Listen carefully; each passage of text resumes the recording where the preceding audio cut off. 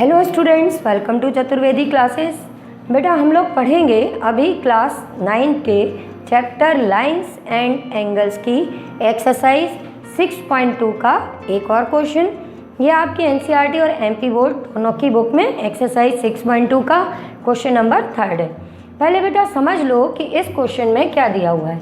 इसमें लिखा हुआ है in the adjoining figure if A B parallel to C D. Means अपने पास में ये दिया है कि ए बी और सी डी अपनी पैरेलल है, E F perpendicular to C D, और जो हमारी ई एफ है ये हमारी सी डी पर परपेंडिकुलर है।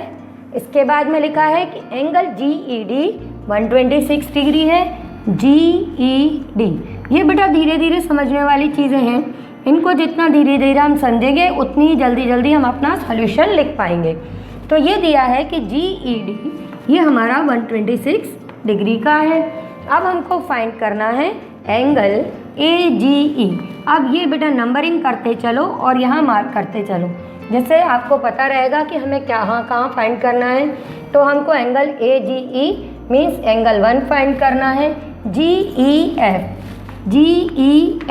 मीन्स ये वाला एंगल, ये 2 फाइंड करना है। Angle F G E, angle F G E means ये एंगल 3 फाइंड करना है। आपको क्वेश्चन समझ में आ गया बेटा? देखो फिगर सबसे पहले बनाओ, बनाने के बाद में क्या चीज़ फाइंड करनी है, क्या गिवन है वो मार्क करो, और उसके बाद में सॉल्यूशन के बारे में सोचो। ज्योमेट्री में जितना अपन सोचने में टाइम लगाते हैं उतना ही सॉल्यूशन में कम टाइम लगता है, और अगर हम बिना सोचे सीधे लिखना शुरू कर देते हैं तो हमको दिक्कत आती है।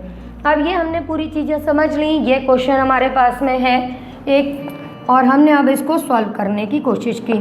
ठीक है, तो सबसे पहला काम हम करेंगे गिवन। ऐसा मैं बार बार इसलिए कह रही हूँ कि आप जब इस तरह से करोगे तो ज़रूरी नहीं है यही क्वेश्चन आपको एक करना हो, इसे तो एज ए एग्जाम्पल लो और फिर इसी तरह के और भी क्वेश्चन ट्राई करो। अब देखो करते कैसे हम। सबसे पहले अपना गिवन लिखा, गिवन में अपने पास में क्या क्या है, A B and C D parallel given है। दूसरी चीज़ अपने पास में E F perpendicular to C D given है। थर्ड अपने पास में एंगल जी ई डी, इसकी वैल्यू 126 डिग्री गिवन है। अब हमको जो चीज़ें फाइंड करनी है हम इसके बाद में वो भी लिख लेंगे। तो हम लिख देंगे टू फाइंड, हमको फाइंड क्या क्या करना है बेटा, ये लिखना है ए जी ई, ये एंगल फाइंड करना है। दूसरी चीज़ जी ई एफ, ये भी फाइंड करना है, और एंगल एफ जी ई ये भी फाइंड करना है। ठीक है, अब हमने ये भी लिख लिया क्या फाइंड करना है और क्या गिवन है। अब इसके बाद में सॉल्यूशन की बारी आई, तो अब आप एक एक करके पहले सभी के सॉल्यूशन निकालने के लिए सोचो कि कैसे निकल सकते हैं। हमने देखा कि यहाँ पर एंगल ए जी ई की बात कर रहे हैं, तो ए जी ई कहाँ पे बन रहा था, हमने मार्क किया था, ये एंगल 1 है, और हमारे पास में ये गिवन है कि ये इसके पैरेलल है। तो देखो ये ए जी ई पर आए और फिर हम जी ई से डी के साइड टर्न हो गए। दैट मीन्स कि ये हमारे किस टाइप के एंगल फॉर्म होने लगे, ये एंगल और ये एंगल हमारे कैसे एंगल्स हो गए, ऑल्टरनेट इंटीरियर एंगल्स। तो इसलिए हमारे एंगल ए जी ई की वैल्यू किसके इक्वल आ गई, 126 के इक्वल। ये बात समझ में आ गई। फिर अभी हम लिखना शुरू करेंगे, पहले एक एक यहाँ पे करके देख लें। अगला आया जी ई एफ। तो हमने जब जी ई एफ की बात की तो ये जो एंगल जी ई एफ है ये कैसे मिल रहा है हमको, हम देख रहे हैं कि अगर हम एंगल जी ई डी में से ये एंगल सब्ट्रैक्ट कर दें तो ये हमारे पास में हमारा रिक्वायर्ड एंगल हो जाएगा। अब ये परपेंडिकुलर है तो ये अंडरस्टूड है कि ये एंगल 90 डिग्री का है, तो यहाँ से आपको ये एंगल जी ई एफ मिल जाएगा। अब लास्ट बचा बेटा एफ जी ई। तो हमने देखा था, ये मार्क किया था कि एफ जी ई यहाँ बन रहा है। अब हमने देखा ए जी ई हम फाइंड कर चुके हैं 126 का, तो ये आपको समझ में आ ही गया होगा कि ये हमारा लीनियर पेयर बन रहा है, तो इन दोनों का सम 180 डिग्री होगा और उससे हम इनको फाइंड कर लेंगे। ठीक है बेटा, तो जैसे आपने गिवन और टू फाइंड लिखा, अब इसके बाद में सॉल्यूशन लिखना है, तो वो किस तरह से करेंगे वो अब आप देख लो। ये क्वेश्चन अब हम रब कर देते हैं क्योंकि हमारे फिगर में सभी इंफॉर्मेशन है। तो अब हम सबसे पहले स्टार्ट कहाँ से करेंगे, जब अपना सॉल्यूशन लिखेंगे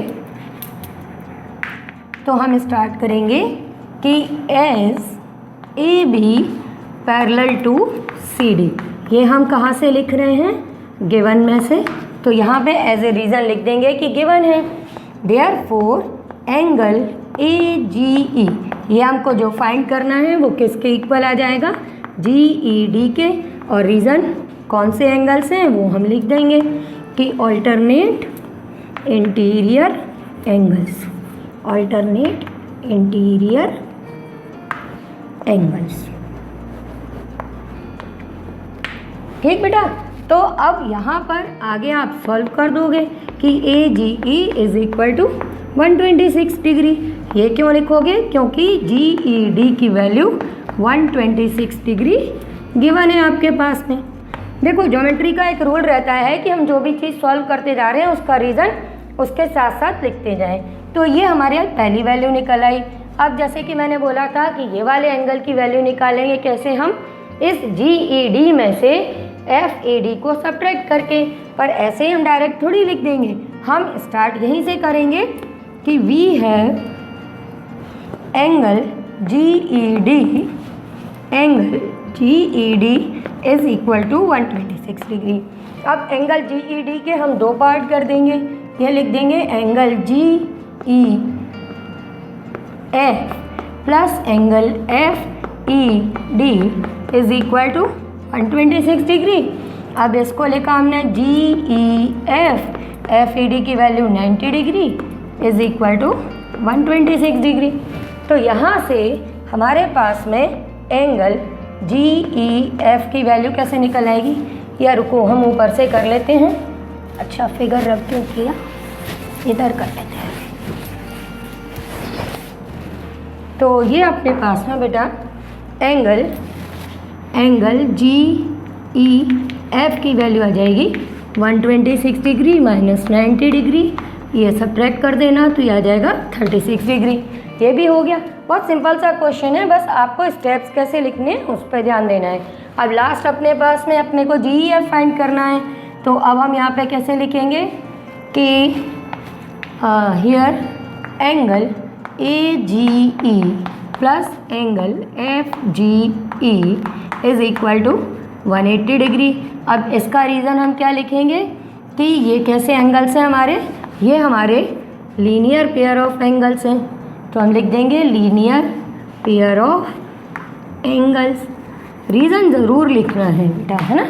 तो ये लीनियर पेयर ऑफ एंगल्स हैं। ए जी ई की वैल्यू हम फाइंड कर चुके थे 126 plus F G E is equal to 180 degree. और अब ये हमारा कैसे कंप्लीट करना है, 2 मिनट में वो भी कर देते हैं। तो ये हमारे पास में आ जाएगा बेटा angle F G E is equal to 180 degree minus 126 degree. अभी आप सब्ट्रैक्ट कर देना और आपका आंसर आ जाएगा एंगल एफ जी ई। ठीक है, अब ये हम सब्ट्रैक्ट करेंगे तो 80 में से 20 60 और 6 और सब्ट्रैक्ट कर दिया तो ये आंसर आ गया अपने पास में 54 डिग्री। इस तरह से अपने सारे के सारे एंगल्स फाइंड कर लेंगे।